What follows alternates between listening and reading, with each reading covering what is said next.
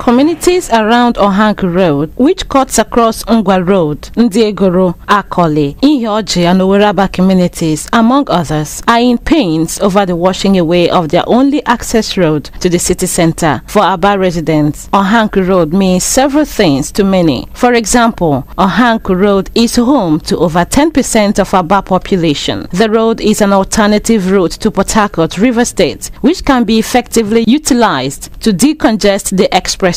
The road also leads to the ancestral village of former Minister of Labor and Productivity, Chief Emeka Nwogu. OHANKU also plays host to one of the numerous domestic markets in Abia, the Ihioji market, where food as well as Abia-made products are sold, thereby generating revenue for the state. Despite all the economic importance of the area, it has received little or no attention so far from successive governments in the state. Residents tell a tale of sorrow and deaths owing to the impassable nature of the road.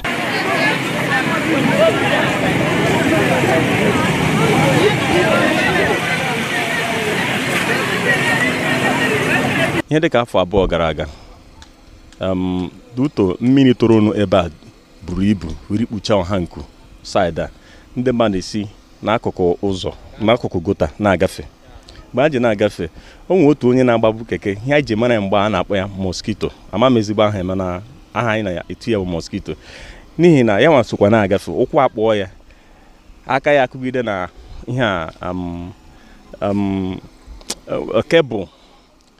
kebụl eji ejigide pole, kebụl ahụ nakwa na chọk mana dat mmiri zoro ọ nọ ebe ahụ adọgbuo ya ọnwụnwụ. So ọ bụrụ na mmiri a etoghị n'ụzọ OHANKU n'ihi na ụzọ ọjọọ, onye ahụ agara enwe ọ gara isokwa ya nọrọ ma elega na-agba keke ma nwetakwu ọrụ ka mma. A resident of the area, Mr. Monday Otti, who lost his home and some of his properties due to flooding, begs the government to help him get back on his feet. We have been living here for years, but all of a sudden, due to the nature of the roads and the environment and the bad contractors, so we experience heavy flooding about 3 or 4 years now, if I'm not mistaken. Yes, but thank God, the thing nearly consumed lives, but thank God for life. It's only property. Imagine landlord become a tenant. It's very, very bad. So now we are homeless and we don't even have anywhere to go again because of the nature of the country and everything. So we are hanging around seeking help from the government. Even the past government, they couldn't do anything. Despite they came here and see everything that happens, all the same. Now, this present government, we are pleading to our able governor, the action governor at that, Dr. Alex Chioma Otti, to come to our rescue. Since the past government did not do anything, I hope this one, they will do something. A keke rider lamented the struggles faced by tricycle operators plying the area. Ana pom promise. Amonye keke. Ana maboro OHANKU road ebe. Kewe eziokwu na ụzọ ajọọla njọ ọtụtụ afọ ndị gara aga. Onye kwara na anyị nsogbu nke ukwu nke na keke anyị na-emebi. Awụ na ile anya keke na-agba ebe a na keke na-agba n'ime town. Ile otu keke na-agba ebe a dị, ọ na-adị iche na keke na-agba n'ime town. Ọzọkwa wụrụ na keke anyị na-emebi n'ime mmiri.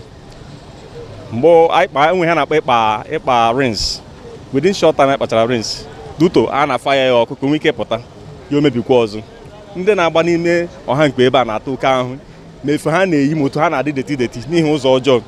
Dịka ihe atụ, ụzọ a enwere ndị si n'ime ụzọ a nwụọ.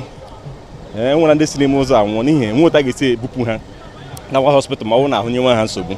So ihe ndị a nyega nna anyị ezigbote nsogbu. Anyị na-arịọ biko gọvanọ anyị Alex Chioma Otti, anyị hụrụ aka ọrụ ya ọ na-arụ na Abia steeti nwa obere oge ndị a ọ malitere bụrụ ọchịchị oche ọchịchị Abia steeti. Anyị hụrụ aka ọrụ ebe anyị na-arịọ ya biko ka ihe ọma rutekwanụ saịdị a n'ihi na anyị atala oke ahụhụ anyị atala oke ahụ biko ọwa arịrịọ n'ihi na anyị ma na ọ wee na-anụ arịrịọ ndị na onwe ụtọ ọ dịrị ha ka ha bịanyetụrụ anyị aka na OHANKU a dee n'udu mmiri na-achọ ịmalite dịka o kwekwara anyị nkwa sị na ọ ga-eme n'oge na-adịghị anya mana anyị nọ na-elekwa anya ya.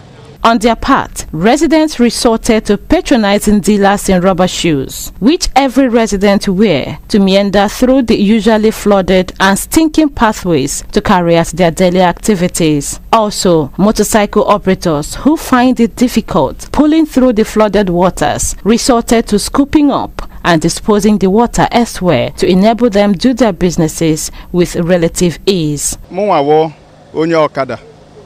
So ina anya ga-afụ na ndị ọkada anyị buru ibu ebe a ha na-eme ka mmiri ndị anọ n'ụzọ ka ha nwee ike na-agbafe na-eburu pasenja ọ naghị adịrị anyị izi ịgbafe otu a ka ọ dịkwa ma ndị keke so onye nwa mere anyị niile ji gbakọta so ka anyị kuo mmiri a ka anyị nwee ike na-agbafe na-eburu pasenja load a taa na anyị afụ that is anyị asọfa na ihe gbasara ụzọ a almost ka anyị kpọgoro ya o ruo n'ihe dị ka ebe 16 years anyị na-ata afụ na road a ọ na-eme anyị buru ndị mmadụ anya na-agbazi inside village na-agba were na-aga Owerri Aba so bete anyị nwere olileanya na Gọvanọ Otti ga-agbatara anyị ọsọ enyemaka n'ụzọ a. Mrs. Chijioke Otta, a trader at the Ihioji market along OHANKU Road, said that though they have heard of and appreciate the reconstruction of roads going on by the order of the governor, it is their hope that it gets to them as quickly as possible.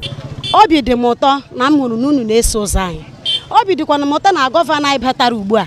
Anyị ma anụkwa n'akụkọ ihe ọ na-eme na streeti ndị ọzọ na mba ndị ọzọ. Olileanya anyị nwa bụ ka ha bata bịa rụọrọ anyị ụzọ anyị atagbolo onwe anyị n'ahụhụ.